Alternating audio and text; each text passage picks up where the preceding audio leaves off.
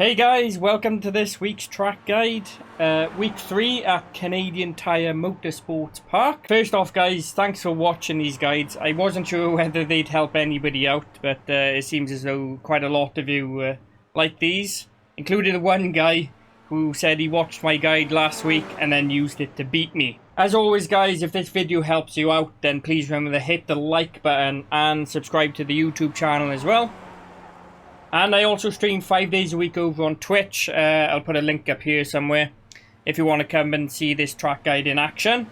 First off guys, the weather. The date and time is set to what the official sessions are going to be next week. The track temperature is currently 26 degrees. Hopefully the track temperature is going to be there or thereabouts to the official sessions this week. My last week's guide was a little bit out. And I did end up running faster throughout the week than the guide suggests. So hopefully we're close enough this week.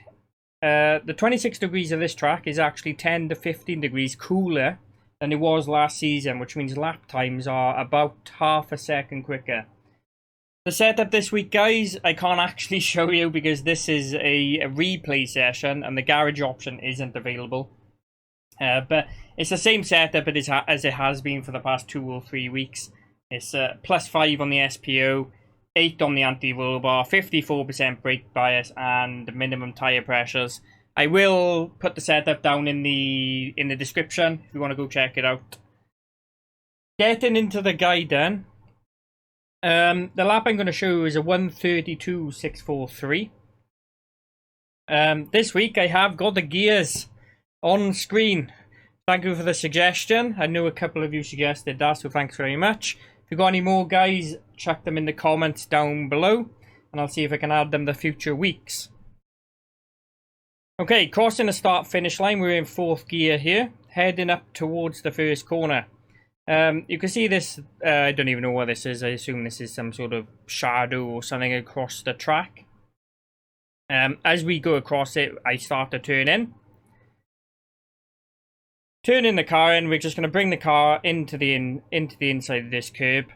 It's not a flat out corner. It is a very light lift down to about you've seen it there. Down to around 90% or so. Maybe I should have lifted a little bit more because I do get a little bit of scrubbing the speed off on the exit of this corner. But it is just a very light lift. When you're on colder tires, it's obviously going to be more of a lift, but there's no brakes needed here. Just lift off the throttle until you feel comfortable to get back on the power again. So keeping it to the inside, halfway through the corner, start to come out. As you can see, I'm scrubbing a little bit of speed here. Ride the outside of this left-hand curb. And then bring the car back to the right-hand side of the track.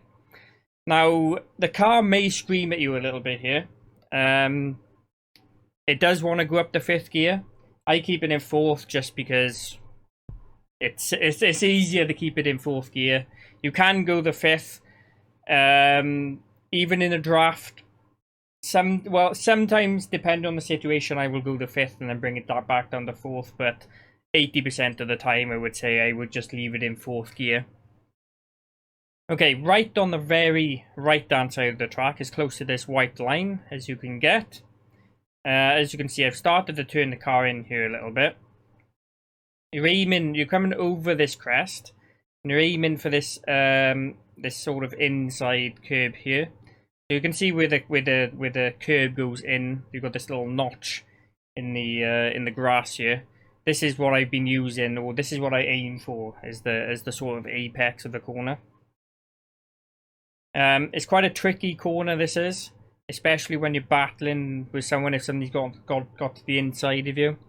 Just be a little bit careful running wide in this corner with somebody on the outside, because this corner can easily send you wide into this grass over here. And then that's going to be your race over with. Okay. As we hit the apex, well, there's no apex to hit here. The car drifts out to the right slightly. You don't want to be going any wider than this, really. Any wider than this will cost you time. And then as the track comes around again, you want to bring the car back around and back in.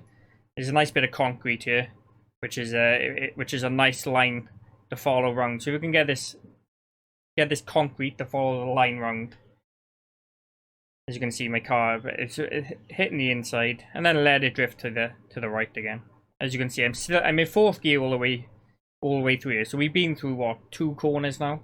Still in fourth gear from when I crossed the start finish line. Okay, coming up towards the next corner.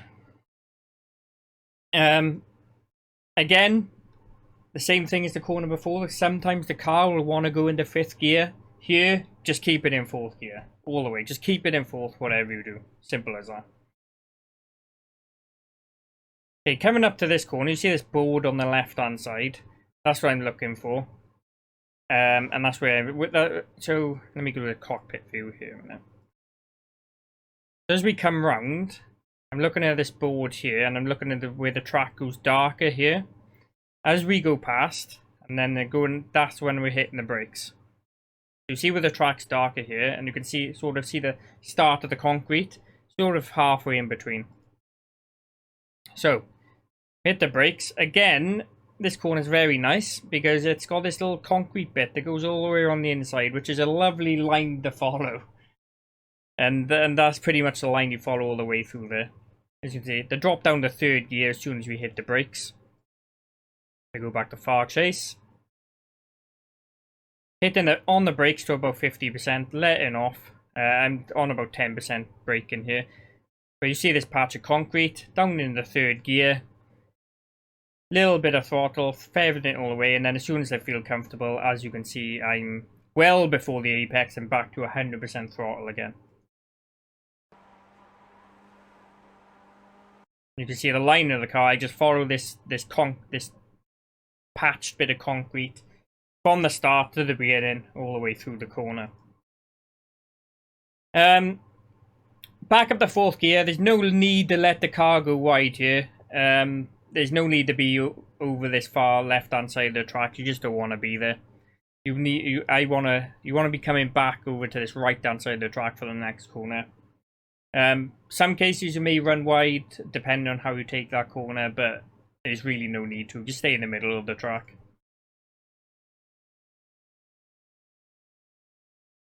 Right, coming up to the next corner. It's a flat-out corner. It can be a little bit tricky on cold tires. Some people do like to take this corner on the inside all the way around. I don't particularly like to. I like to run wide a little bit and then bring the car back around, keeping to the left-hand side of the track down here, ready for this U-turn. This double right-hander. As you see, I'm a little bit off the curb here. You can run across this bottom curb, but it can unsettle the car a little bit, so I tend to just avoid it 90% of the time. But I'm a little bit off the curb here. But it's a much easier, even though this is a flat corner, as you can see here in 5th gear, it's much easier to let the car run wide a little bit and then bring the car back into the left-hand side, and then you're on the left-hand side of the track ready for this corner. You see how wide I am here in the corner. Okay. As we bring the car back round to the left, as soon as the car straightens up, I'm on the brakes. Pretty much immediately. You want to see that again? Let me play the full pace for now. Bring the car back over to the left. As soon as the car's straight, you're on the brakes. From 5th gear, down into 3rd, hitting a turning. This blue board over on this left-hand side is quite a nice turning marker. As you can see, as soon as the car's straight, blue board on the left-hand side, we're on the brakes and we're also starting to turn in there as well. Down into 3rd gear. Now you can be sort of 50% brake all the way through this corner. This is probably one of my worst corners. I seem to get it right at about 50% of the time, and then the other 50% of the time I seem to mess it up completely. You can see I'm feathering the throttle all the way around here. You're down in the 3rd gear, and then I'm down in the second. So So from back here, we're in 5th gear.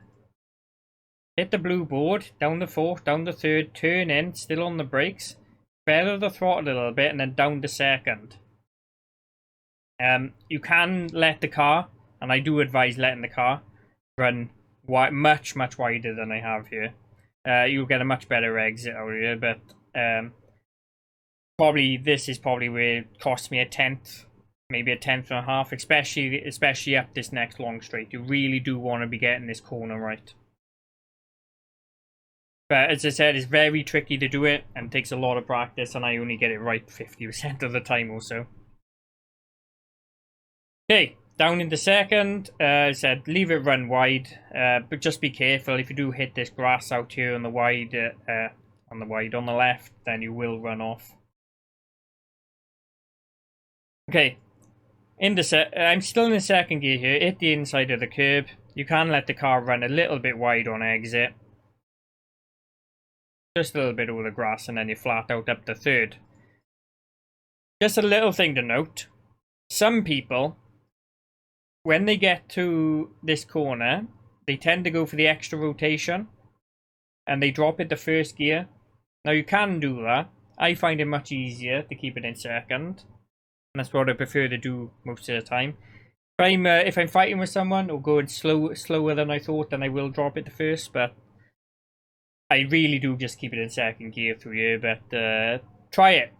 That's all I can say. Just try it out. Try it in 2nd, and then do it again. Try it in 1st, and see which you prefer.